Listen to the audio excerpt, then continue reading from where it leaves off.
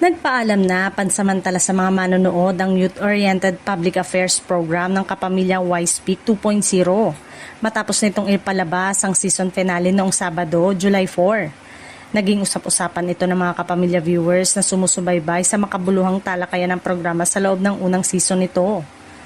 Mula nang magbalik sa ere noong May, muling binigyang buhay ng Y-Speak 2.0 ang tradisyonal na pagbibigay ng boses sa kabataang Pilipino. Tinalakay sa programa ang iba't ibang napapanahong issue at mahalagang usaping may kaugnayan sa lipunan, edukasyon, kalusugan at kabataan.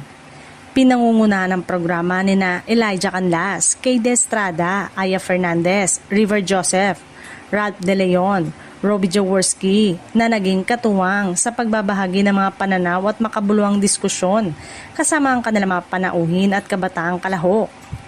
Sa buong season, umani ng positibong komento ang Y-Speak 2.0 dahil sa makabagong format nito at pagbibigay ng pagkakataon sa kabataan na maipahayag ang kanilang opinyon sa mga isyong mahalaga sa kanilang henerasyon.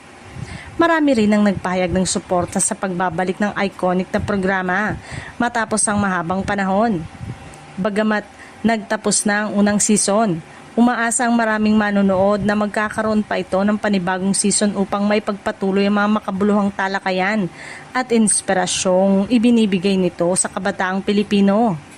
Sa ngayon, wala pang opisyal na anunsyo tungkol sa pagbabalik ng programa.